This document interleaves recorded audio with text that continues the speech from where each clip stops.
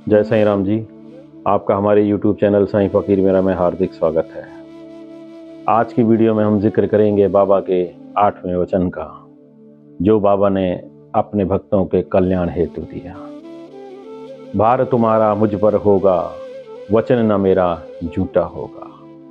जिसमें बाबा ने अपने भक्तों को ये संदेश दिया कि जो भक्त हृदय से मेरा चिंतन करते हैं, जो मेरी साधना और मेरे मनन में लीन रहते हैं और जो मन कर्म और वचन से मुझे समर्पित होते हैं, ऐसे भक्तों के कार्य मैं स्वयं करता हूँ। ऐसे भक्तों की सभी कामनाओं को पूरा मेरा करना धर्म है और ऐसे भक्तों का भार मैं स्वयं उठाता हूँ और ये मेरा वचन है, उन सभी के कार्य मैं पूरे करूँगा और मेरे महासमाधि को उपरांत भी मेरे वचन कभी मिथ्या नहीं होंगे। ऐसा बाबा ने अपने भक्तों को वचन दिया।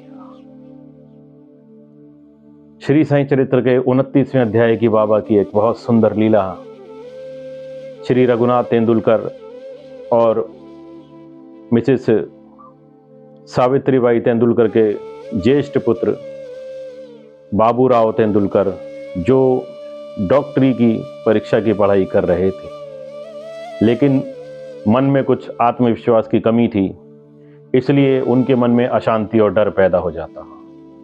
वे जब भी पढ़ने बैठते कुछ ना कुछ भूल जाते। उन्होंने अपनी जन्मपत्री यही डर दूर करने के लिए कई पंडितों, भविष्यवक्ताओं और ज्योतिषियों को दिखाई। सभी ने उनकी कुंडली का गहन अध्ययन किया और उन्हें ये बताया कि इस साल आपकी ग्रह दशा बहुत ज़्यादा खराब है, आप किसी भी हाल में डॉक्टरी के एग्ज़ाम में पास नहीं हो पाओगे। हमारा यही निर्णय है कि आप एक साल बाद परीक्षा में बैठेंगे तो जरूर उत्तीर्ण हो जाएंगे। बाबू ये प्रसंग सुन करके इतने डर गए और मन में हताश, निराशा और अशांति फैल गई कि वो बहुत दुखी और परेशान होने लगे कि मेरा एक साल व्यर्थ चला जाएगा।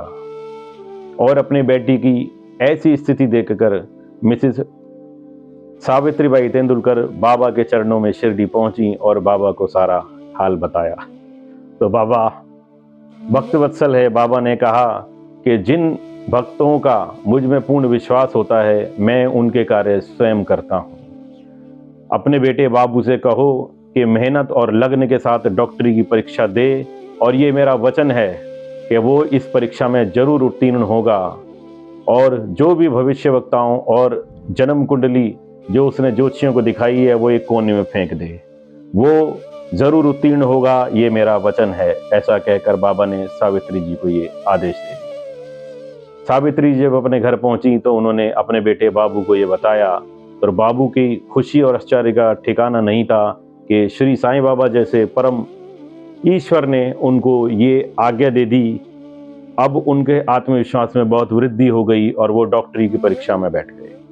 डॉक्टरी की परीक्षा जब देने शुरू किया, आंख बंद करके अपने बाबा का नाम लिया, साईं साईं के नाम का सिमरन किया और परीक्षा देकर वापस आए तो उनके मन में ये शंका जागी कि क्या मैं उत्तीर्ण हो जाऊंगा।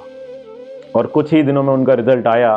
पता लगा कि बाबू जो परीक्षा डॉक्टरी दे रहे थे उसमें बहुत अच्छे नंबरों से पास हो गए। अब उनके मन में दूसरी जिज्ञासा जागी और बाबा के समक्ष उन्होंने प्रार्थना की कि बाबा, मैंने आपकी कृपा से अपना रिटन एग्जाम क्लियर कर लिया है डॉक्टरी का, और क्या मैं मौखिक परीक्षा में पास हो पाऊंगा ओरल इंटरव्यू में। जब उनका ओरल इंटरव्यू हुआ, इंटरव्यू में बैठे बाबा का ध्यान लेकर के इंटरव्यू देना शुरू किया और उन्होंने बाबा के आशीर्वाद से ओरल इंटरव्यू भी अपना क्लियर कर लिया। जब उनका रिजल्ट आया तो उनकी मौखिक और ओरल दोनों ही परीक्षाएं उत्तीर्ण हुई और बाबू डॉक्टरी पास करके डॉक्टर बन गए। उनके आत्मविश्वास में पूरी तरीके से वृद्धि हो गई और बाबा ने जो वचन सावित्रीबाई तेंदुलकर और बाबू को दिया था वो वचन भी फलीभूत हो गया कि मुझ पर विश्वास रखो, मेरे वचन कभी भी मिथ्या नहीं होंगे। तो इस प्रकार इस कथा में बाबा ने अपने 8वें वचन को सार्थक किया। भार तुम्हारा मुझ पर होगा, वचन न मेरा झूठा होगा। बाबा की इस वीडियो को शेयर कीजिए, लाइक कीजिए और मेरे चैनल को सब्सक्राइब कीजिए। मेरा यही प्रयास है कि मैं अपनी इस वीडियो को, बाबा की लीलाओं को जन जन तक प्रसारित कर सकूं और बाबा के चरणों से लोगों को जोड़ पाऊं। अगले गुरुवार आपसे फिर मुलाकात होगी बाबा के 9वें वचन के साथ। असहायता लो भरपूर, जो मांगा वो नहीं है दूर। जय साईं राम।